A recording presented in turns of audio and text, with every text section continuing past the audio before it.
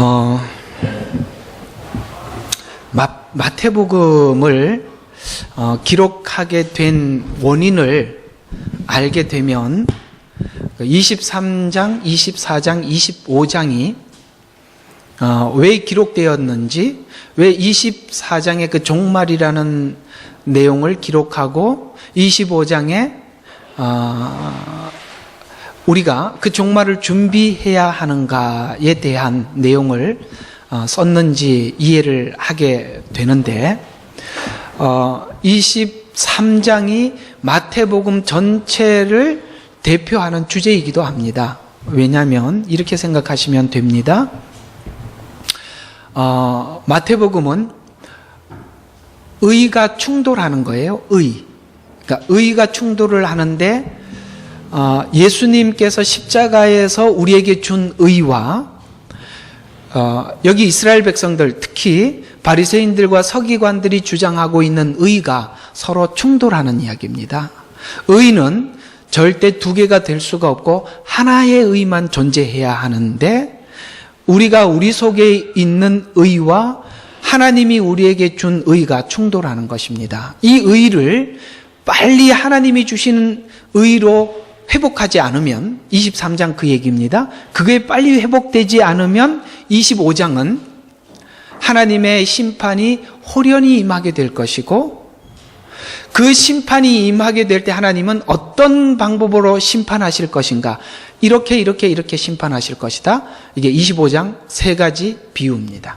그러니까 23장, 24장, 25장은 끊어진 내용이 아니라 연결된 내용이고, 마태복음에서 주장하고 싶어하는 중요한 내용들을 23, 24, 25장에 담았다라고 보시면, 이렇게 내용을 따로 볼 것이 아니라 함께 엮어서 봐야 하는구나 라고 이해를 하게 되면, 마태복음이 우리에게 주고자 하는 서신서의 중요한 메시지들 우리는 다 소화하는 것입니다. 25장의 이 세 가지 비유만 여러분들에게 쭉 하고 끝내려고 하니까 23장부터 연결이 되어 드리지 않으면 여러분들이 이해가 좀 부분적으로 끝날 것 같아서, 오늘은 이 23, 24, 25장의 전체 내용을 가지고 그 관계를 제가 한번 설명을 하도록 한번 해보도록 하겠습니다. 제가 이렇게 준비는 좀 했는데 한번 보시죠. 자, 의의 충돌이죠. 자기 의와 하나님의 의의 충돌인데요, 마태복음서 전체의 내용에서 가장 경계하고 있는 것이 무엇이냐면, 자, 세 가지예요. 하나는 율법주의 신앙, 종교주의 신앙.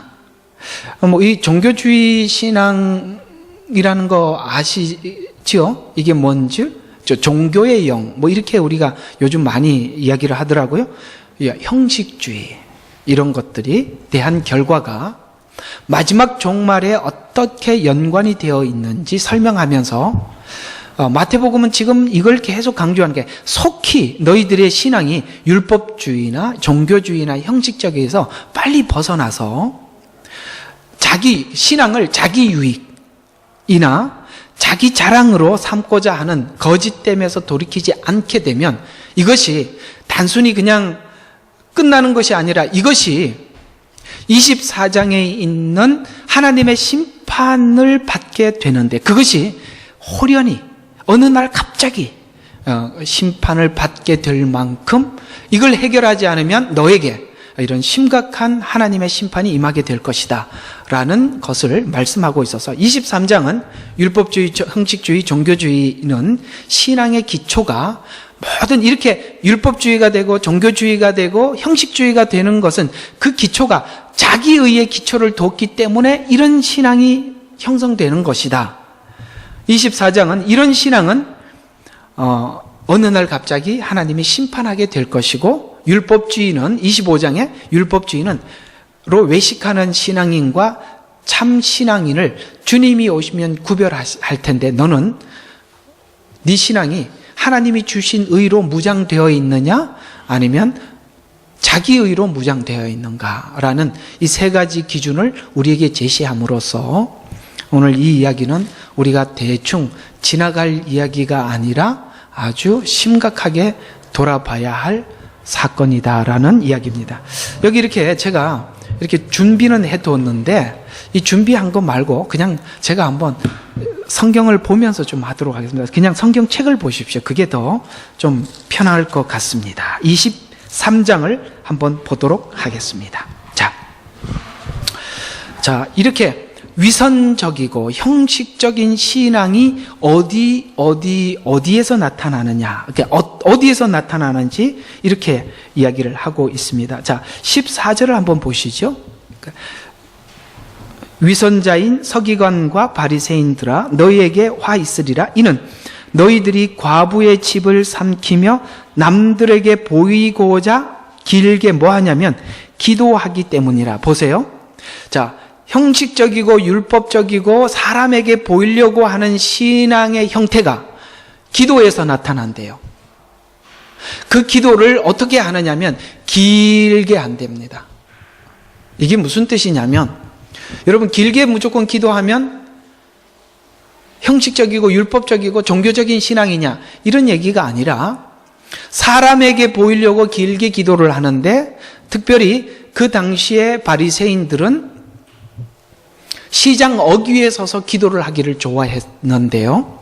하루에 3번 기도를 할 때 기도 시간이 되면 일부러 시장에 서성이다가 시간이 되면 사거리에 서서 사람들에게 기도를 하는데, 기도를 하면 사람들이 뭐라고 이야기하겠어요? 저는 하나님의 말씀을 지키고자 애를 쓰고 있는 정말 훌륭한 종교인이다 라고 사람들이 칭찬을 하는 걸 즐거워해서 그 시간에 사람들에게 내가 바리새인이고 내가 하나님의 말씀을 지키는 사람이라고 사람들에게 알리고 싶어 했단 말이에요. 이게 뭐냐면 종교를 자랑으로 삼는 사람들이 하는 행동이라는 거예요. 그러니까 이런 것들이 어디에서도 등장하느냐면 기도에서도 등장하더라. 기도는 하나님과 나와의 관계 속에서 하나님의 도움을 요청하는 게 기도인데, 그 기도를 사람들에게 자랑하기 위해서 사용하더라는 거죠. 기도에서 나타나고 또 이렇게 위선적인 신앙은 기도에서뿐만 아니라 어디서 나타나느냐. 46절 한번 보십시오.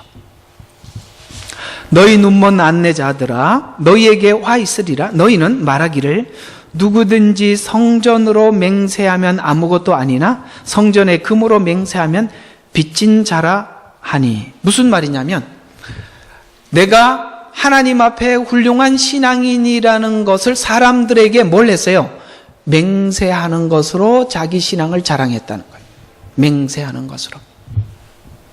여러분, 이렇게 맹세하는 것을 사람 앞에 자기 자랑으로 삼는 것이 어디까지 발전을 했냐면 고르반까지 발전을 했다. 고르반이 무엇이냐면, 부모에게, 내 것을 하나님께 드리겠습니다라고 약속하는 것을, 맹세하는 걸 고르반이라고 해요. 그 약속이지만 사실 맹세거든요. 하나님, 내 모든 재산을 하나님께 드리겠습니다. 이게 이제 고르반인데, 고르반이라고 하고 나면 내 재산을 하나님께 드린 바 되었기 때문에 부모에게 해야 될 의무를 하지 않아도 됐었어요. 근데 문제는 고르반은 하나님께 드리겠습니다 약속은 해도 언제 드리겠다는 약속은 하지 않아요. 그러면 약속만 하고 죽으면 끝이죠. 이건 왜 그렇게 고르반 약속을 했냐면 사실 부모를 부양해야 될 의무를 피해가기 위해서 한 거거든요. 그러니까 이 맹세라는 것도 뭐를 위해서 썼냐면 자기 유익을 위해서 썼어요. 가만히 보세요. 지금 이건 바리새인들을 신앙을 비난하자고 하는 것이 아니라 오늘 우리 신앙 속에서 기도라는 것, 내가 하나님 앞에 이렇게 하겠다고 맹세한 것, 이런 모든 것들이 정말로 하나님 앞에 순수하게 결정된, 하나님과 나와의 관계 속에서만 결정된 것인지, 아니면 이것이 혹 사람에게 알려져서 내 자랑이 되고 싶어 하는 것인 줄 한번 점검해 보라는 차원에서 오늘 이 바리새인들의 이야기를 하고 있지요. 자, 어디에서도 드러났다고요? 맹세에서 드러났고, 기도에서 드러났고, 또 어디서 드러날까? 어디서 드러날까요?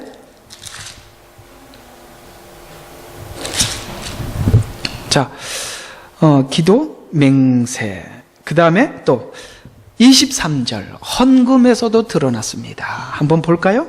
위선자인 서기관과 바리새인들아 너희에게 화 있으리라. 이는 너희가 박하와 아니스와 커빈의 11조는 바치면서 율법과 공의와 자비와 믿음이 더 중요한 것은 빠뜨렸기 때문이라. 너희는 이것들도 마땅히 행하고 저것들도 버리지 말아야 할지니라. 무슨 뜻이냐?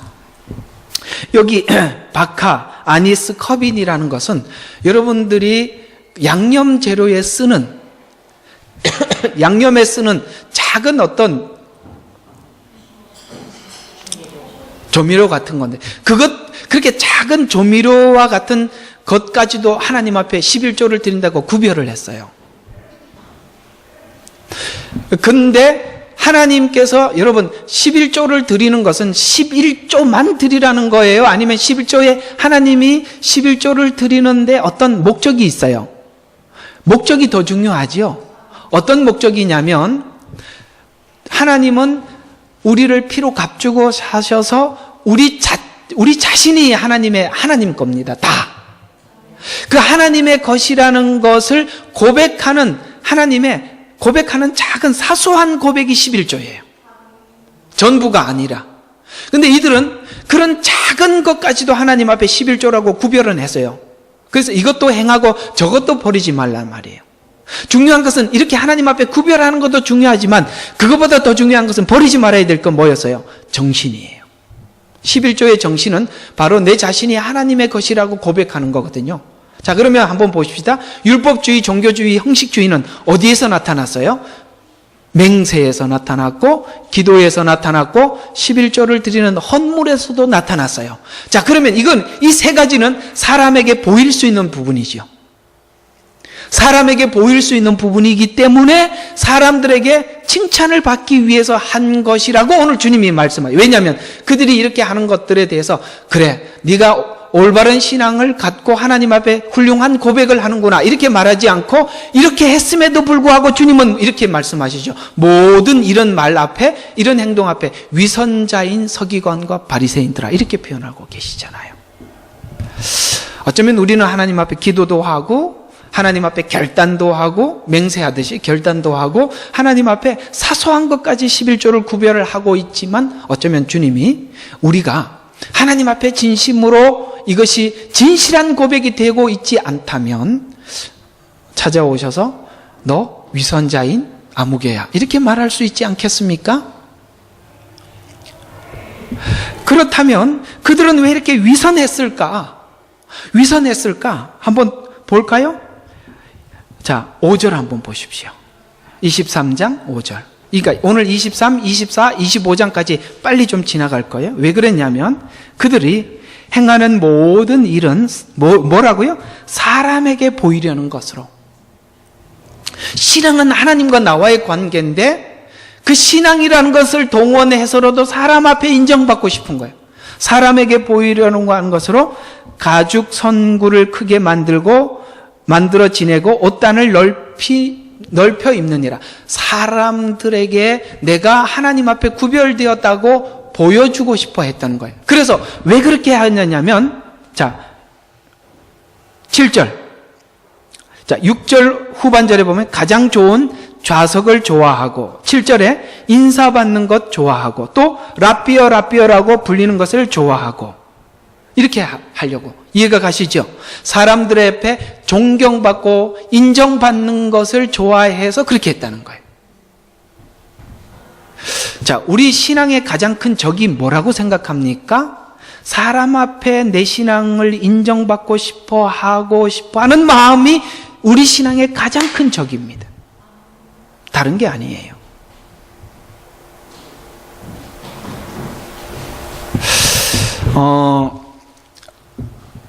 실험을 해봤어요. 한국 엄마, 그 다음에 그 백인 엄마. 그러니까 실험을 해봤어요. 어떤 실험을 해봤냐면 자기 자녀가 다른 사람들에게 어떤 똑같은 행동을 한 거죠. 그리고 그 행동을 하고 난 뒤에 엄마들의 반응을 한번 본 거예요. 자기 자식들이 다른 사람들에게 어떤 행동을 하게 하고 엄마들의 반응을 봤어요. 그때 한국 엄마들은 어떤 반응을 보였냐면, 아이고 창피해, 남들 보기에 저게 뭐야, 여기에 굉장히 스트레스 지수가 굉장히 높게 올라갔고, 백인 엄마들은 남들이 보는 이목에 대해서 전혀 반응이 보이지 않았어요. 오늘 23장에 있는 이야기는 아마 우리 한국적 정서를 가지고 있는 우리 한국인들에게는 굉장히 해당하는 이야기일 겁니다. 왜냐하면 우리는 어릴 적부터 부모에게 혼날 때 어떤 이유로 많이 혼났냐면, 이 자식 창피하게 남들 보기에, 여기에 우리는 굉장히 많이 혼났어요. 그죠? 아유 창피하게, 이게 뭐야, 남들 다 보고 있잖아. 이렇게 혼이 났기 때문에 우리 마음속에는 남들에 대한 이목에 굉장히 집중되어 있고, 또 우리가 신앙생활을 하면서도 남들이 어떻게 볼까라는, 거기에 우리는 많은 그 어떤 스트레스를 받고 있습니다. 그러다 보니까 오늘 우리 한국 교회에 있는, 교회 안에 있는 많은 문제들도 자기를 알아주지 않는 것 때문에 문제가 많이 생깁니다. 나를 알아주지 않는 것 때문에. 오늘 정확히 23장에 있는 이야기하고 동일한 이야기인데, 오늘 이 마태복음서가 가지고 있는 서기관들과 바리새인들이 가지고 있는 잘못된 종교관이 오늘 우리 한국 정서에도 너무 필요한 이야기이기 때문에, 오늘 이야기는 백인들은 아마 신앙을 하나님과 나와 관계라고 볼 거예요. 왜냐하면 남의 이목에 별로 관심이 없어요. 제로였습니다. 근데 한국 엄마들은 60, 70으로 올라갔어요. 그게 이제 머리에다 이렇게 대고 이렇게 그래프 쭉 올라가는데, 우리는 막 그게 막 애들이 하는 행동에 따라서 막 올라갔다 내려갔다 하면서 굉장히 차이가 많더라고요. 창피해 그러면 쭉 올라가고, 아니면 쑥 내려오고, 이렇게 남의 이목에 굉장히 관심해. 그게 오늘 그렇게 교육을 받았기 때문에 여러분 자신도 나도 모르게 여러분들이 교회 안에서 남들의 이목에 굉장히 많은 이렇게 많은 신경이 쓰여지고 있어요. 이거 그러다 보면 자연스럽게 우리 신앙이 하나님과 나와의 관계, 어떤 진실한 관계 속에서 형성되는 것이 아니라 굉장히 율법적이고 형식적이고 종교적으로 흐를 가능성이 다분히 있을 수밖에 없어요. 그런 차원에서 봤을 때 우리 한국 교회는 바로 이런 부분에 대한 청산과 청소가 정말 필요하고 아주 중요하게 우리가 다루어져야 될 상황인 것 같아요. 그래서 사람에게 보이려고 하는 것으로 6절에 보면, 좋은 좌석을 좋아하고 인사받는 것 좋아하고, 또 뭐라고 불리는 걸 좋아해요? 랍비라고 불려지는 걸 좋아하고, 또 9절에 보니까 아버지라고 불려지는 걸 좋아하고, 또 뭐라고? 10절에 선생이라고 불려지는 것 좋아하고. 그래서 사람들에게 뭐라고 듣고 싶어 하냐면, 랍비라고 칭하는, 당신은 훌륭한 선생입니다, 랍비입니다, 당신은 나의 영적인 아버지입니다, 이런 소리 듣고 싶어하는 걸 좋아한다라고 이렇게 말씀하고 있습니다. 어때요? 23장에 있는 이런 이야기들에 대해서 우리 모두가 부인할 수 없겠죠. 이거 해결해야 될까요? 안 해야 될까요? 왜 해야 되냐면, 우리가 진실한 신앙 안에서 하나님과 올바른 관계를 갖기 위해서는 꼭 이 문을 지나가지 않으면 우리는 하나님과 진실한 신앙 관계를 형성을 할 수가 없기 때문에 그렇습니다. 저도 신앙생활하면서 이 부분이 우리가 지금까지 받았던 교육에 의해서 큰 관문이었던 것 같아요.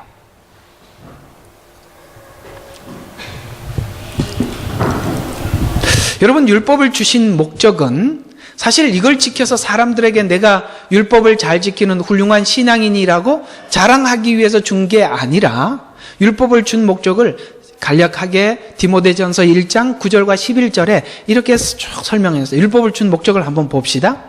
자랑하라고 준 게 아니라 이루려고 주었지요.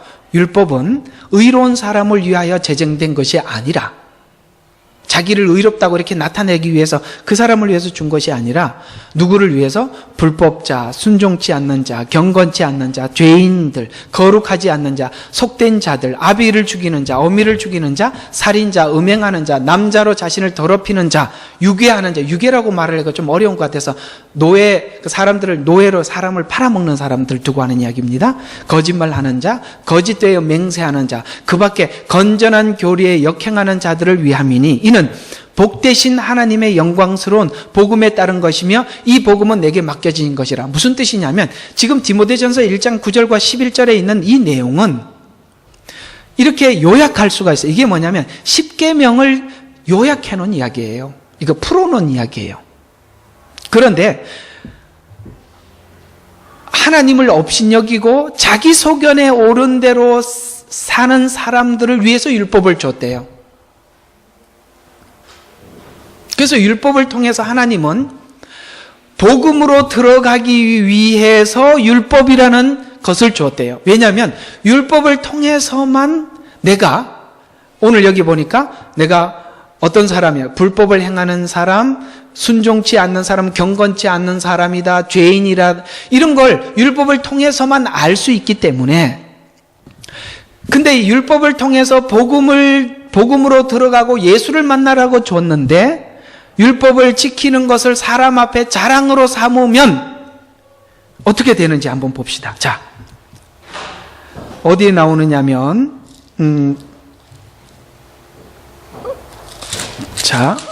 어디를 보시냐면 15절 한번 보십시다. 23장 15절. 자, 이렇게 되면 위선자인 서기관들과 바리새인들아 너에게 화 있으리라. 이는 너희가 한 사람의 계종자를 얻으려고 바다와 육지를 두루 다니고 얻고 나면 그를 너희보다 2배나 악한 지옥 자식으로 만들기 때문이라. 이해가 가십니까? 이렇게 되면 도리어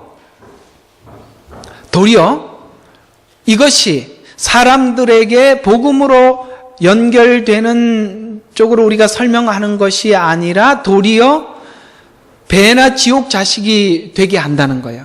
자, 그래서 율법주의, 종교주의, 형식주의는 우리가 사람이 볼 때는 훌륭한 신앙인이라고 칭찬해 줄지는 몰라도 이것이 출처가 어딘 줄 주님이 정확히 이렇게 표현하고 있는데, 이게 출처가 어디냐면 23장 23절을 한번 보십시오. 외우기도 좋아요.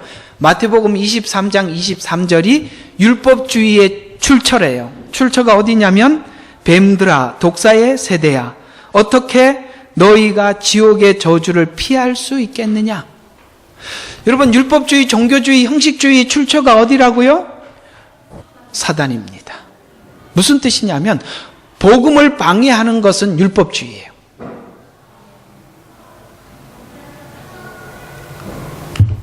그런데 사실 저는 이 부분에 대해서 굉장히 좀 속이 많이 상한 사람인데, 우리 한국교회는 사실 지금 한국교회를 자꾸 얘기해서, 왜 한국교회를 이야기하냐면 제가 아는 게 한국교회밖에 없어서 그렇습니다. 근데 우리 한국교회는 너무 신앙생활을 율법적이고 종교적이고 형식주의로 시켰어요. 그래서 다들 보면 형식과 틀을 보면 참 훌륭한 신앙인 같은데 속에 내용이 너무 없어요. 예수가 없단 말이에요. 본질이 없단 말이에요. 뭔가 신앙이 굉장히 좋아 보이는데, 굉장히 열심히 하는데 보면 속에 예수님 사랑하는 마음도 없고 주님과의 관계가 없어서, 조금만 사람에게 어떤 말을 듣고 상처를 받으면 그게 반응이 너무 크게 나타나는 걸 보면 정확히 예수가 없습니다. 그건 예수가 없는 형태의 모습이 바로 그거예요. 사람이 하는 말에 너무 움직여요. 그건 사람한테 보이려고 한 거예요. 하나님 앞에 신앙생활하는 사람은 사람이 하는 마음에 그렇게 흔들리지 않거든요. 제가 지금부터 무슨 말을 해도 안 흔들릴 자신 있으십니까? 와, 우리 믿음 참 좋은 분들 계십니다. 그래서 이런 율법주의, 종교주의가 25장하고 이렇게 연결되는 과정을 한번 봅시다. 자, 23장 25절부터 한번 봐요. 자, 23절부터 한번 쫙 읽어보겠습니다. 뱀들아, 독사의 세대야. 자, 뱀들아. 이게 뭐냐면 이 출처가 사단으로부터 출발했고 지금 현 세대가 무슨 세대라고요? 독사의 세대예요. 그러면서 어떻게 너희가 지옥의 저주를 피할 수 있겠느냐? 이게 지금 어떻게 너희가라는 이 너희는 누구냐면 정확하게 이 마태복음 본문대로 한다면 지금 현재 바리새인들과 서기관들을 중심한 이스라엘 백성들을 두고 하는 이야기입니다. 물론 그걸 우리로 지금 현 세대로 옮겨와서 설명해도 아무 문제가 없지만 오늘 마태복음 안에서만 푸는 거예요. 자, 그러면서 한번 봐요. 34절. 보라, 이 때문에, 이런 형식적인 신앙 때문에, 이 때문에 무슨 일이 생기냐면 이제 25장하고 연결되는 이야기예요. 보라, 이 때문에 내가 선지자들과 지혜 있는 자들과 서기관들을 너희에게 보내노라. 너희들이 지금 잘못된 신앙을 가지고 있다고 알려주기 위해서 하나님이 이런 사람들을 보냈대요. 그런데 이 사람들은 그런 사람들을 보낸 사람도 어떻게 했어요? 그러면 너희가 그들 중에는 더러는 죽이고 십자가에 못 박을 것이며 더러는 너희 회당에서 채찍질하고 이 성읍에서 저 성읍으로 쫓겨다니면서 박해하리라. 라는 말이 저번 주에 말씀드렸던 양과 염소의 비유 속에 나온 사람들의 박해를 이야기하는 거예요.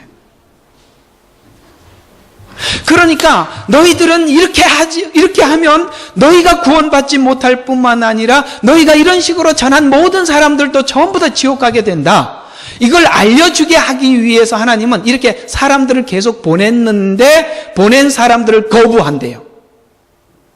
그래서 이 거부하는데 이들을 얼마나 거부했냐면 죽였대요. 오늘 35절 한번 봐요. 35절. 그리하여 땅에 쏟은 의로운 모든 피가 너희 위로 돌아오리니. 그러니까 AD 70년에 멸망한 예루살렘 멸망은 바로 이들이 이런 선지자들을 죽인 대가로 하나님께서 멸망시켰대요. 그게 24장하고 연결이 되는 거예요. 그래서 돌아오리니 의인의 아벨의 피로부터, 그러니까 이 아벨의 피로부터 성전에서 제단에 죽인 바라카의 아들 샤가라의 피까지라는 말은 구약에 있었던 모든 선지자의 시작과 끝을 전부를 두고 하는 이야기입니다. 그 안에는 예레미야도 이사야도 모든 선지자들을 다 포함하고 있습니다. 이게 이 이야기는 구약의 모든 선지자들 이야기예요. 그러니까 무엇이냐면 내가 의롭다고 주장하고 있는 자기 의를 주장하는 사람이 하나님의 의를 들고 온 사람들을 다 죽여버렸대요.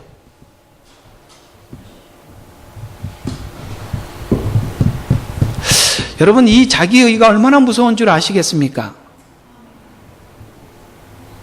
이거 해결하지 않으면 여러분의 신앙은 전부 가짜예요. 우리는 이상하게도 사람들에게 인정받고 싶어하는 목마름이 있어요. 그 인정받고 싶어하는 목마름이 나를 외식하게 만들고 거짓된 나를 포장하게 만드는 거예요. 이건 참 신앙이 아니고 하나님과 아무 관련이 없습니다. 그런데 하나님은 이들을 그냥 버려둔 것이 아니라 이들을 불쌍히 여기셔서 하나님께서는, 자, 35절부터 계속 봐요. 진실로 내가 너희에게 말하노니 이 모든 것이, 잘 봐요, 이 세대의 이 말이라. 이 세대라는 말이 예수님이 지금 사역을 하셨을 때가 나이가 33세에 십자가에 죽으셨죠. 그러면 AD 70년에 예루살렘 성이 멸망했으니까 예수님과 같은 세대예요. 이 세대의 이 말이라. 그게 지금 예루살렘의 멸망을 얘기하는 거예요.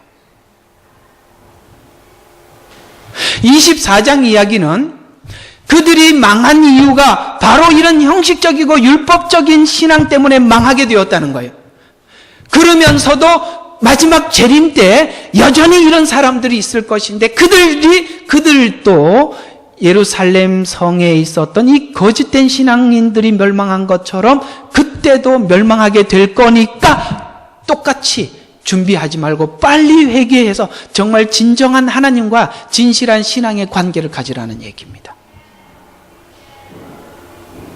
24장을 그 당시에 있었던 멸망과 함께 풀어야지 우리는 미래에 멸망과 풀다 보니까 이 세대에 임하리라 이런 말들이 전부 다 무슨 이야기인지 다 허공에 떠버린 거예요. 아니에요. 그러니까 멸망한 예루살렘은 예언의 성취입니다. 성취입니다. 그리고 그 성취가 앞으로 종말에도 예언되어 있단 말이에요. 그러나 초창기에 이루어졌던 성취가 종말에도 성취될 거라는 거예요. 성경은 예언과 성취로 되어 있거든요. 그러니까 앞으로 주님이 재림하셔서 심판하실 것을 믿는 믿음은 무엇으로 갖느냐 하면 이미 하나님께서 심판하셨던 과거의 심판을 근거로 앞으로 미래의 심판도 믿는 거예요. 그래서 마태복음 24장은 예루살렘 성이 무너진 걸 보니 마지막 종말에도 하나님께서 심판하실 것을 믿습니다라고 들어가는 거예요. 그걸 믿지 않으면 예루살렘 심판의 그 성이 무너진 것은 우리가 이미 본 성취잖아요. 이미 본 성취잖아요. 재건은요. 예루살렘 성의 재건은요. 재림의 징조입니다.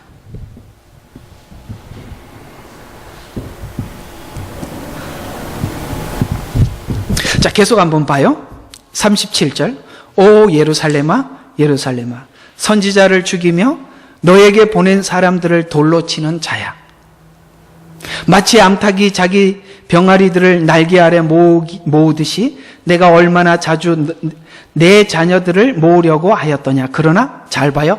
너희가 원치 아니하였도다. 주님은 계속 이렇게 잘못된 신앙을 가지고 있는 사람을 버리거나 방치한 것이 아니라 하나님은 그들을 돌이키기 위해서 계속 노력을 했는데 그들을 뭐 했다고요?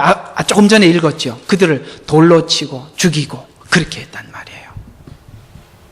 왜 그랬을까요? 원치 않았기 때문에. 무슨 이야기냐? 하나님의 의를 받아들이고 자기 의를 버리고 하나님의 의를 받아들이라 라고 했더니 자기 의를 그러니까 버리지 못해서 하나님의 의를 죽여버린 거예요. 그래서 잘 들어요. 신앙은 자기 의와 하나님의 의의 충돌이에요. 이거 한번 생각하고 지나갈 것이 아니라 아주 근본 뿌리부터 해결하지 않으면 주님이 오셨을 때 양과 염소를 나눌 때 정확히 구분될 것입니다.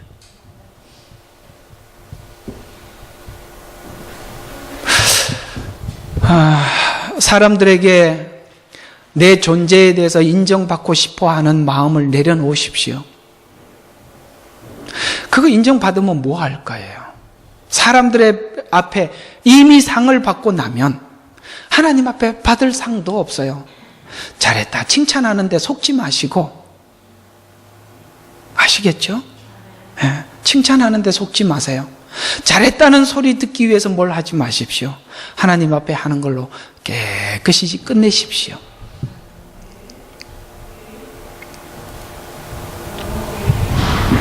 (38절) 보라 너희 집이 황폐하여 버림받으리라.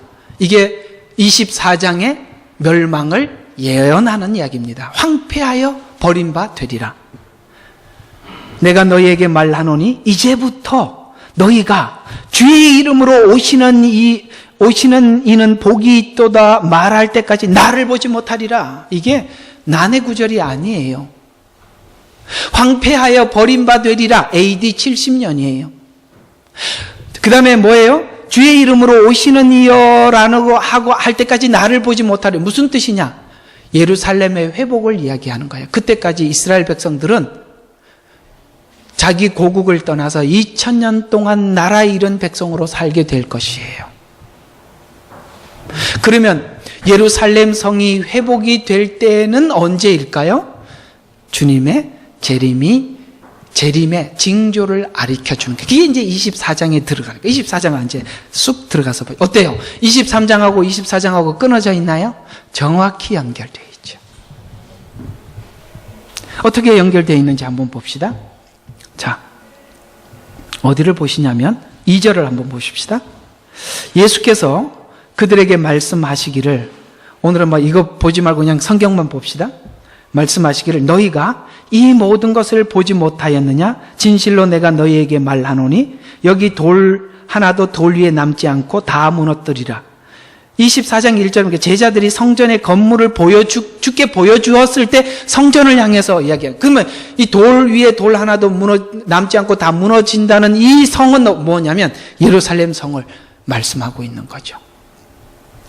왜 돌 위에 돌이 남지 않고 다 무너졌냐면, 그 당시에 성전을 지으면서 제사장들이나 그 다음에 정치인들이나 돈이 많은 사람들이 성전을 지을 때 헌금을 하면서 돌과 돌 사이에 금을 끼워 넣었어요.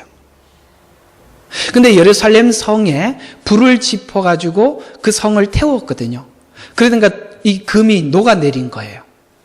녹아내리니까 로마 군인들이 이 돌과 돌 사이에 금이 있구나라고 생각하고 금을 캐기 위해서 돌을 다 무너뜨린 거예요.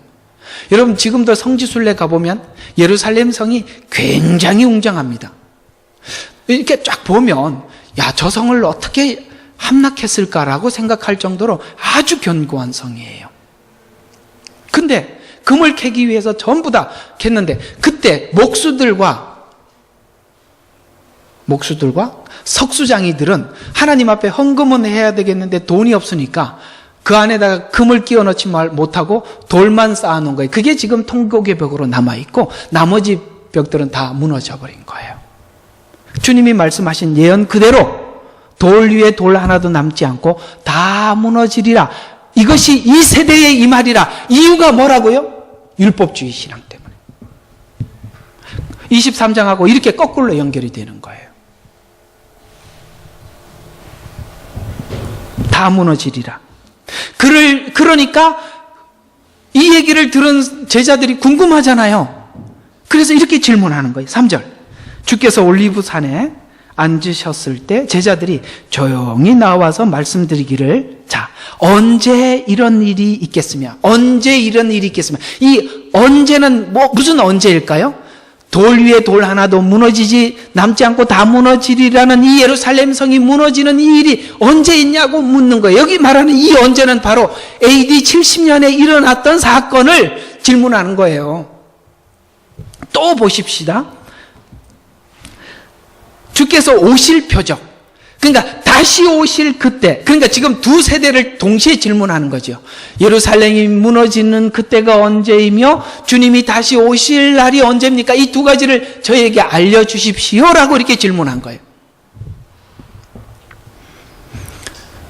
세상 끝의 표적이 어떤 것인지 우리에게 말씀하여 주옵소서라고 질문을 하고 있어서, 지금 24장과 25장 이야기는 바로 이 23장 3절에 대한 대답이에요. 언제 이런 일이 있을 것이며 주님이 재림할 때 어떤 표적이 있겠습니까? 라는 게 23장과 25장의 전부 이 질문에 대한 대답이라 이 말이에요. 오실 표적에 대해서 잠깐 한번 보지요. 그래서 세상 끝의 표적이 어떤 것인지 우리에게 말씀하여 주셔서, 그래서 자, 그러면 예루살렘이 멸망하는 표적, 이제는 좀 이걸 도움을 받죠. 이게 제가 여기까지 설명을 했거든요. 24장.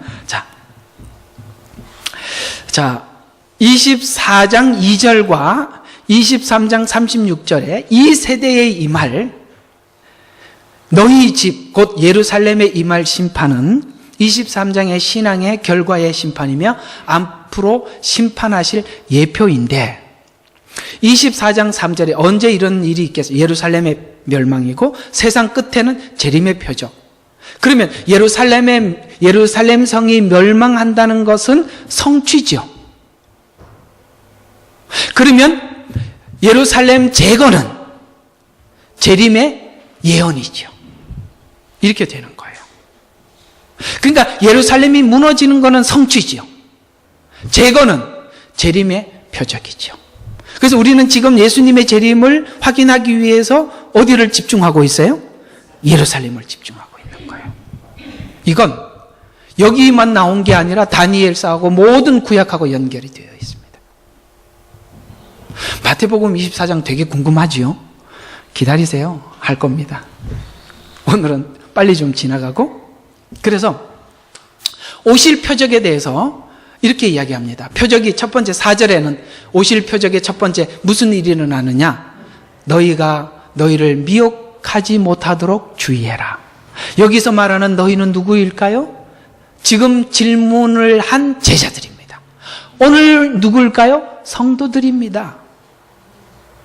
같이 보시면 돼요. 그러니까 주님이 오시기 전에 무슨 일이 있냐면 미혹이 있대요. 그러면서 많은 사람을 믿지 마라. 왜냐하면 대상이 누구까지 되냐면 택한 자까지도 대상이 된대요. 그러니까 너희를 미혹한다는 것은 제자들과 오늘 성도들을 두고 하는 이야기인데, 우리는 그 미혹에 주의해야 되는데, 미혹 방법이 이런 거래요. 거짓 그리스도와 거짓 선지자. 여러분 보십시오. 거짓 선지자와 거짓 그리스도가 지금까지 숨겨져 있다가 나타난대요. 여러분, 거짓은 숨어서 활동을 하지 드러나게 활동은 하지 않는데, 주님이 재림하기 임박한 시대가 되면 거짓 그리스도와 거짓 선지자도 나타나는데, 보세요. 거짓 그리스도는 하나예요. 단수. 그런데 거짓 선지자는 들이에요. 많아요. 그러면 거짓 선지자들이 어디로 데리고 가냐면 거짓 그리스도께로 데리고 가요. 그런데 종말에는 이 거짓 선지자와 거짓 그리스도가 드러나게 활동하기 시작한대요. 어떤 식으로 활동하느냐? 큰 표적과 이적으로. 그래서 마지막 때는 큰 표적과 이적으로 하기 때문에 우리는 큰 표적과 이적보다 뭘 봐야 되냐면 하나님 말씀을 가지고 분별하는 지혜가 필요해요. 하나님께서는 마지막 때 표적과 이적이 있습니다. 그러나 하나님께서 하시는 표적과 이적은 하나님께로 인도하고 그리스도께로 인도합니다. 그러나 적그리스도가 행하는 표적과 이적은 적그리스도께로 인도합니다. 우리가 어디로 인도함을 받고 있느냐가 중요한 거예요. 그래서 뭘로 구별하느냐? 26절에 중요한 이야기를 합니다. 그리스도가 광야에 있다, 골방에 있다, 믿지 마라. 광야에 있다는 것은 모든 사람들이 보는 자리, 골방에 있다는 것은 아직 보이지 않는 어떤 곳에 숨어 있다는 이야기예요. 그리고 또 48장에 악한 종이 등장을 한대요. 거짓 그리스도는 뭐라고 이야기한다고? 광야에 있다, 골방에 있다, 이렇게 거짓말을 하고 이미 왔다고 이야기를 하고, 거짓 종은 늦게 온다고 이렇게 이야기한대요. 자, 그러면 이미 왔다는 말도 거짓말이고 늦게 온다는 말도 거짓말이에요. 그러면 어떻게 생각해야 돼요? 어느 날 어느 시에 오더라도 여러분들은 주님을 맞을 준비를 하라는 것이 열처녀 비유로 넘어가는 겁니다. 여러분, 오는 날과 시간이 중요한가요? 아니요. 여러분, 오는 날과 시간에 대한 걱정과 염려가 있다면 여러분들은 날과 시간에 집중하지 말고 준비하는 데 집중하셔야 합니다.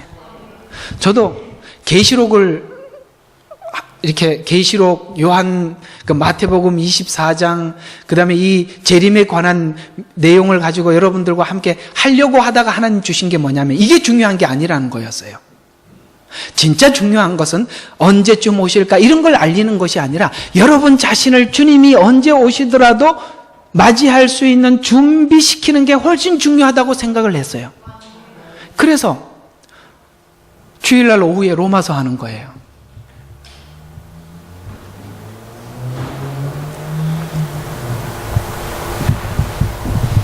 그럼 이미 왔다는 얘기 속지 마시고 늦게 온다는 얘기도 속지 마시기 바랍니다. 이미 왔다고들 많이 하지요. 제 기억으로는 한 15년 전에 한국에만 자기가 그리스도라고 하는 사람이 48명이었는데 지금 몇 명인지 잘 모르겠습니다. 근데 그리스도가 자꾸 죽어요. 그리스도는 안 죽어야 되잖아요. 그러니까 그리스도가 몇 명 죽었어요. 앞으로도 계속 죽을 건데 속지 마시기 바랍니다. 또 우리만 구원받는다는 것도 속지 마시기 바랍니다. 다 거짓말이에요. 참 나쁜 사람들, 종교 사기꾼들 많습니다. 원래 기독교는 참 하나님의 종들이 훌륭한 분들이었는데 이 종교 사기꾼들이 사기를 치기 위해서 나와서 이렇게 교회를 흐트려 놓는 바람에 이렇게 교회가 욕을 먹는데, 제가 만난 하나님의 괜찮은 목사님들은 정말 목사님들이 많은데 왜 이렇게 사기꾼들이 많다고 이야기를 하는지, 이렇게 많이 만났는지 잘 모르겠는데 저는 별로 못 만났는데 속지 마시기 바랍니다. 그래서 결국은 24장에서 하고 싶은 이야기가 뭐냐면, 여러분 종말의 성도들의 복은 현명한 종을 만나는 거예요. 그 이야기예요. 그래서 재림에 대한 성경적인 정리는, 재림은 이미 왔다 이렇게 얘기를 하는데 땅에서 이루어지지 않고 하늘에서 이루어진다고 이렇게 표현하고 있어요. 자, 한번 봐요. 재림은 하늘에서부터 시작됩니다. 27절, 31절. 재림의 표적은 하늘에서 일어나고 모두가 보이게 임한대요. 천사장의 나팔 소리와 함께 구름을 타고 오시리라. 아시겠어요? 그러면서 29절에 그러니까 해가 어두워지고 다리에 빛을 내지 않을 것이며 별이 하늘에서 떨어지고 하늘의 권능들이 흔들릴 만큼 우주가 하나님의 재림을 알린답니다. 또 30절.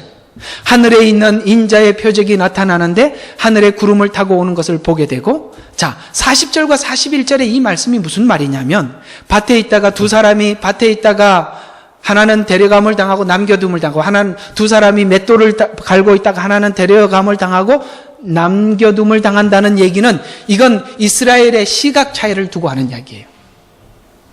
맷돌은 이스라엘 백성들이 아침에 갈죠. 그 다음에 밭의 일은 낮에 하죠. 두 사람이 잠을 자는 것은 밤이지요. 그러니까 이 지구는 어디는 밤이고 어디는 낮이지요. 이 무슨 뜻이냐면, 이 모든 사람들이 주님이 오시는 것을 하늘에서 오는 걸 다 본대요. 그렇다면 참 신비롭지 않아요? 만약에 하늘에서 오더라도 우리는 비행기가 여기서밖에 안 보이지, 저기 멀리 있는 사람이 비행기가 안 보이잖아요. 그러나 모두가 보게 안 돼요. 이게 주님의 재림이에요. 그래서 무슨 뜻이냐면, 주님의 재림은 땅에서부터 일어나는 것이 아니라 하늘의 징조로부터 시작을 한대요. 그 징조의 표적은 예루살렘 성의 회복이 일어나면 인자가 가까이 온 줄로 믿으래요. 우리는 예루살렘이 이미 회복되었고, 이런 회복되는 모든 조짐과 사건을 통해서 주님의 재림이 임박해 오고 있음을 우리 모두는 알고 있습니다.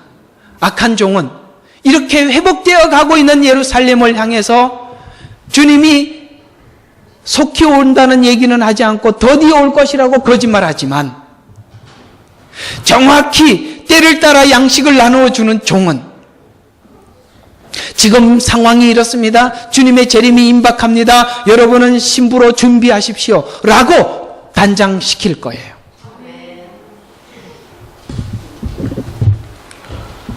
그래서 세상 끝의 표적은 2절에 보니까 멸망한 예루살렘 성이 재건됩니다. 그리고 34절에 이 세대가 지나가기 전에 예루살렘이 무너지면 재림의 시작이에요. 그러니까 이 시대가 지나가기 전에 다 알게 되리라. 무슨 뜻이냐면, 예루살렘 성의 무너짐은 재림의 시작이죠. 이거 동의하십니까? 네. 왜냐하면 무너지는 날부터 우리는 뭘 기다려요? 재건의 날을 기다리죠. 근데 그 재건이 참 오래 걸렸죠. 무슨 뜻일까요? 하나님은 회개의 기회, 구원의 기회를 길게 주셨어요. 무드셀라는 그가 죽으면 시행하리라는 말이에요. 근데 무드셀라가 나기 전에 하나님은 무드셀라라는 이름을 주셨어요. 그러면 무드셀라가 태어나는 그 날은 뭐예요? 언젠간 죽을 거니까 태어나는 그날이 바로 심판의 시작이에요. 시간이 째깍째깍 흐르는 거예요. 예루살렘 성의 멸망은 재건의 시작이에요. 그래서 우리는 예수님께서 십자가에 죽으시고 부활 승천하신 그날이 주님의 심판과 재림의 시작이었던 거예요. 그러나 말세 지말은 오실 표적을 보고 우리가 그 지말을 지금 감지하고 있는 것이죠. 32절에 보면 무화과 나무의 비유를 배우라라는 말이, 무화과 나무는 이스라엘의 국화입니다. 꽃이 피고 열매가 맺는다는 것은 이스라엘의 회복을 두고 하는 이야기입니다. 예루살렘은 성은 정말 우리나라가 건국했을 때하고 비슷한 시기에 1948년?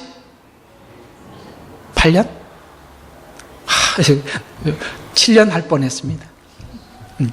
그때 예루살렘 성이 이스라엘이 건국을 발표했죠. 우리나라도 비슷해요. 그래서 이스라엘 역사와 한국 역사는 굉장히 닮은 데가 많아요. 그런 것도 닮았고 또 뭐도 닮았냐면 이 세상에서, 지구상에서 전쟁이 가장 많았던 국가가 이스라엘이고 두 번째가 한국이에요. 그런 차원에서 이스라엘이 우리를 이해하는 것과 정말 많이, 왜냐하면 또 이스라엘은 많은 강대국 사이에 끼어 있는 약소국이었고 우리도 그런 차원에서 우리가 성경을 읽을 때 이스라엘의 그 고통을 이해하는 데는 굉장히 가까이 다가와서 어쩌면 이것이 우리가 성경을 이해하는데 하나님께서는 많은 도움을 주셨다고 생각을 합니다. 그래서 이 징조가 보일 때 두 가지 재림 소식, 이미 임한 그리스도, 더디 오리라고 한 종에 대한 이야기를 우리는 믿지 말라. 그러나 주님이 오시는 그날까지 세상은 어떻게 돼요? 일상은 평범할 것이다. 시집가고 장가가고 먹고 마시고. 이게 뭐냐면 바로 노예의 때와 같이 사람들이 그 심판하기 직전까지 이렇게, 무슨 뜻이냐면 아무도 인지하지 못할 것이다. 누구만 인지하고 있을 것이다. 너희만. 이 성경을 아는 우리만. 그래서 우리가 세상에 나가서 봐라, 세상이 이렇게 성경대로 되어가고 있다, 곧 주님이 재림할 것이다, 이렇게 얘기해도 그대로 못 알아들을 거예요.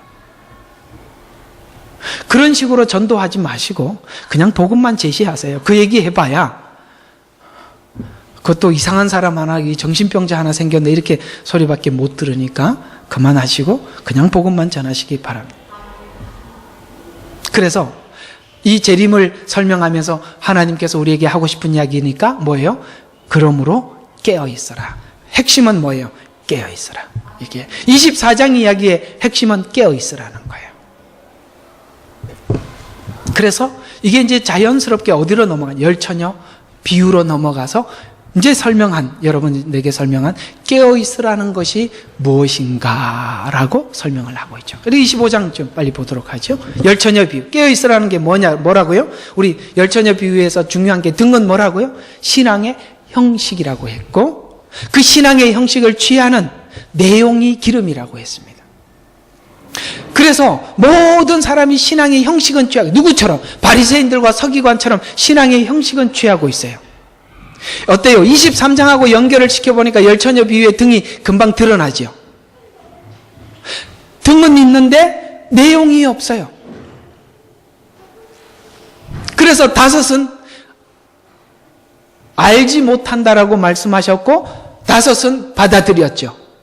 그러니까 신앙의 형식은 있는데 주님과 관계없이 형식을 가지고 있는 사람은 주님이 알지 못하는 사람이에요. 그건 뭐냐면 자기 거니까, 하나님과 아무 상관없는 자기 것에 불과한 거예요.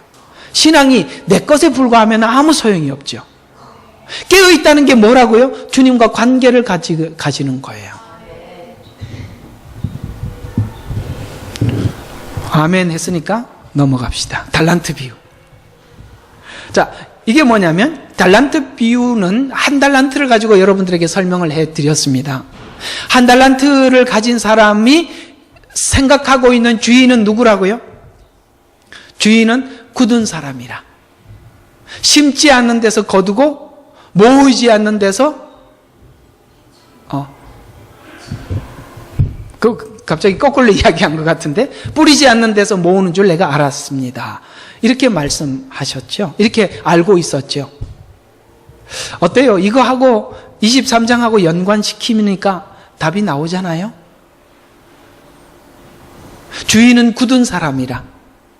하나님은 우리에게 준 율법을 이렇게 생각할까? 그 율법을 준 목적은 이렇게 살아라. 도덕적으로 깨끗하게 살아라. 흠없게 살아라. 이렇게 생각하고 준 말씀이라고 생각을 하고 그가 신앙생활 한 것은 하나님 앞에 흠없이 하려고만 했지. 흠없이 신앙생활을 하려고 하면 할수록 우리는 위선할 수밖에 없어요. 여러분, 우리 흠없이 신앙생활을 할 수 있다고 생각하세요? 예, 없습니다라고 말을 하셔야 제대로 이해하고 있는 거예요. 없어요. 그래서 하나님은 우리의 위선적인 신앙이 해결되는 것은 하나님 은혜 속에 들어갈 때 내 스스로가 내 내면이 바뀌지 않는 한 우리는 끊임없이 형식적인 신앙생활이 될 수밖에 없어요. 한 달란트를 가진 사람이나 서기관이나 바리새인이나 똑같은 유형의 사람이에요. 어때? 23장하고 연결시키니까 많이 풀어지지요? 23, 24, 25장은요, 굉장히 중요하게 연결이 되어 있거든요. 양과 염소의 비유. 저번 주에 말씀드렸던 내용이죠. 당신의 구원과 완성됨을 위해 보내준 종을 당신은 어떻게 생각하고 있는가라는 부분의 질문이에요. 여러분 있잖아요. 하나님께서 여러분에게 너 이거 이렇게 하면 가짜야. 이렇게 해야 돼. 라고 하나님께서 너 알아서 해 하고 내팽개치는 게 아니라 아까 보니까 이스라엘 백성들이 그렇게 잘못된 신앙생활을 했을 때 암탉이 자기 새끼를 모으기 위해서 하나님께서 자기 선지자들 이렇게 보낸 것처럼 얼마나 많이 보냈으며 오늘도 여러분들의 신앙생활의 각성과 회복을 위해서 하나님은 끊임없이 종을 보내고 있는데 우리는 하나님이 보낸 그 종들을 밀어내고 박해하고 죽이고 그래야 되고 맞습니다. 이해가 가시죠? 그래서 여러분들 가만히 생각해 봐요. 여러분들이 이걸 생각해야 돼요. 여러분 쉽게 교회 옮기고 안 옮기고 그건 정말 잘못 생각하시는 겁니다. 하나님께서 맡겨준 그 종에 대한 생각은 하나님께서 여러분 있잖아요. 이렇게 들어보면 내 잘못된 부분들에 대해서 가슴을 찌르게 만들고 내 잘못된 것을 끄집어내고 이렇게 하는 것은 여러분들에게 정확히 맞게 만나게 해주신 분이에요. 하나님, 그래서 내가 암탉이 자기 새끼를 모으기 위해서 하나님 보낸 거예요. 보냈단 말이에요. 여러분을 위해서 저를 보냈다는 거예요. 저도 호주 왜 왔는지 모르겠습니다. 보내서 왔다니까요. 왜요? 여러분 만나려고. 내가 내 맘대로 신앙생활하는 게 아니에요. 하나님께서 만나게 해준 사람을 내가 끊어버릴 수가 있어요. 양과 염소의 비유가 그 얘기예요. 작은 자, 그는 누구인가? 말씀을 전달하기 위해 수고한 이스라엘이요. 또 이렇게 잘못된 신앙을 가진 자들에게 교정하기 위해서 보낸 하나님의 종들이에요. 그들에게 냉수 한 그릇 떠다 준 것도 하나님께서는 그 상을 결코 잃지 아니하라. 선지자를 대접하는 사람은 선지자의 상을 받을 것이고 의인의 이름으로 의인을 대접하는 자, 선지자를 대접한다는 것은 하나님의 말씀을 전하는 사람을 하나님의 말씀을 전하는 사람으로 받아들이는 거예요. 그게 냉수 한 그릇 떠주는 거예요. 이게 인정하는 거예요. 받아들인다는 뜻이에요. 냉수 한 그릇 떠준다는 것이 물 한 그릇 떠줬다. 하나님, 저 물 한 그릇 떠줬어요. 이런 얘기가 아니라 그를 내가 맞이하고 수용했다, 인정했다라는 뜻이에요. 그럴 때 여러분에게 유익해요. 왜냐하면 하나님께서 여러분의 신앙을 스스로 교정하고 회복하라고 그냥 내팽개치지 않고 하나님은 하나님의 사람을 보내서 여러분들에게 그 일을 하고 계신다는 사실에 대해서 여러분 스스로가 인정하시고 그 얘기를 선지자를 맞이한 사람들은 선지자 상을 받듯이 오늘 이 말이 하나님이 주신 말씀인 줄로 받는 사람들은 그 상을 받을 것이에요. 의인의 이름으로 의인을 영접하는 의인의 상을 받습니다. 하나님이 주신 의가 무엇인지를 제대로 설명하는 사람들의 그 의를 받아들이는 사람, 자기 의를 버리고 하나님의 의를 받는 사람은 그 의의 상을 받을 것이에요. 여러분, 하나님이 보낸 종들의 말에 대해서 여러분들이 수용해서 그걸 여러분 자신과 싸워서 이기고 나면 그것이 여러분에게 좋은 유익이 되는 것이에요.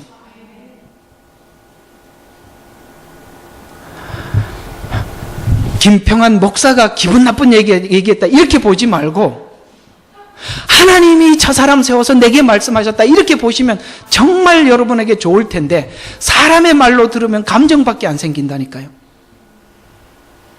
얼마나 감정 생겨요. 아이씨, 오늘 교회 갔더니 그 딱 나보고 하는 소리 알면서 기분 나빠서 못 가겠어. 이렇게 하니까 뭐 된 게 없다고요. 뭐 된 게 없다고요. 맞는 이야기잖아. 왜 그걸 받아들일 마음은 없어? 그러니 해결된 게 없다니까요. 해결된 게 없어. 뭐가 성숙한 게 있냐?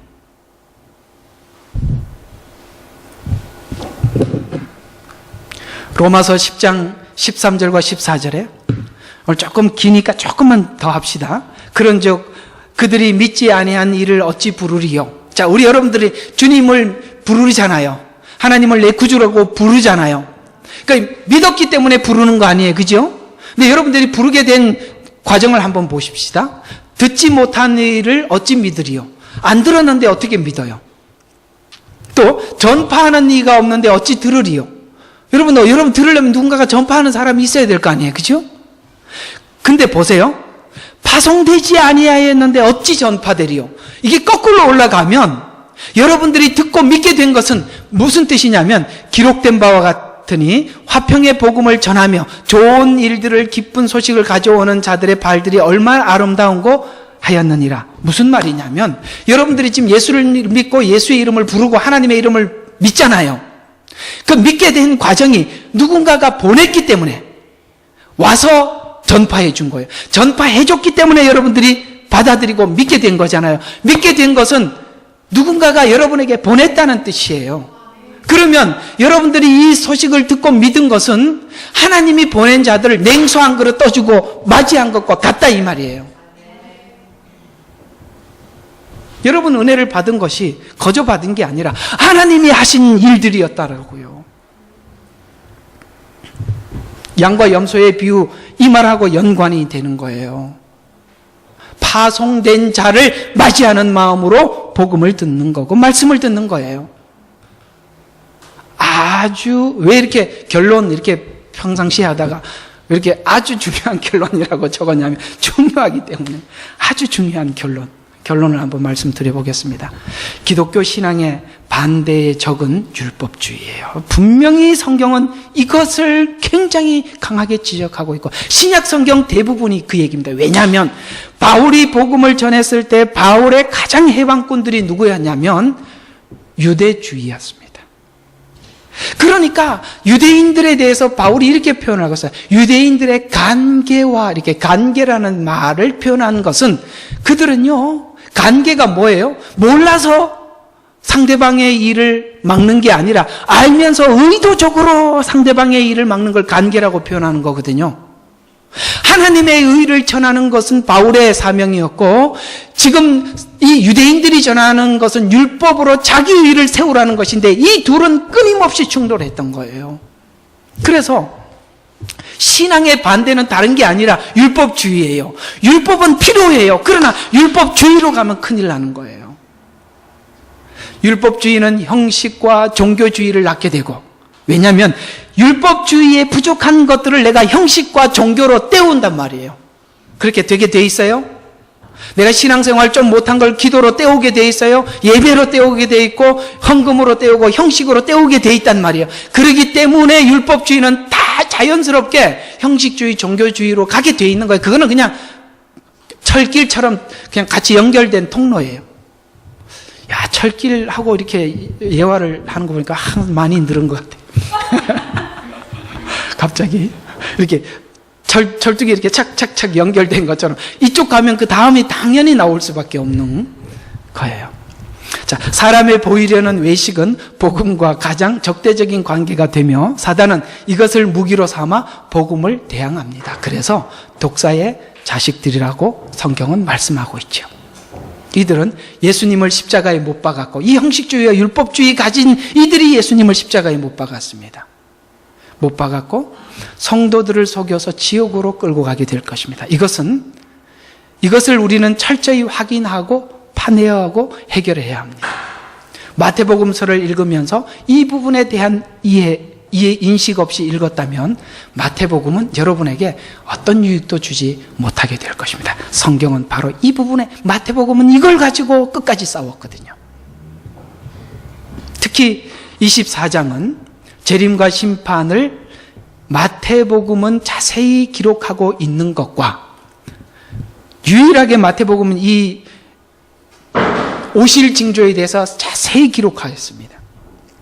또 23장에 외식하는 신앙과 매우 밀접한 관계가 있으며 율법주의에 외식하지 않는다는 증거는, 그러니까 내가 지금 외식하는 신앙이 아니라는 증거는 세 가지 구별법. 25장에 달란트 비유, 열처녀 비유, 양과 염소의 비유를 가지고 네 신앙을 거울 삼아 한번 돌아봐라 라고 하나님은 우리에게 내 신앙이 거짓인가 참인가를 확인하기 위한 세 가지 구별법을 좀, 그게 세 번 설명을 해드렸습니다. 그게 바로 마태의 목적입니다. 이 인식을 분명히 하시기를 간절히 바랍니다. 기도하겠습니다. 하나님, 23, 24, 25장 연결하여 보니 신앙의 형식과 율법과 종교적인 태도는 참 너무나도 심각한 우리의 신앙과 반대되는 내용임을 인식하고 돌아갑니다. 하나님, 사람에게 보이고 랍비라 칭하고 사람 앞에 칭찬받고 싶어하는 그런 숨어있는 악한 마음들을 다 제하고 오직 주님과의 깊은 관계 속에 믿음과 신앙을 형성할 수 있도록 사랑하는 성도들을 축복하여 주옵소서. 이제는 우리 주 예수 그리스도의 은혜와 하나님 아버지의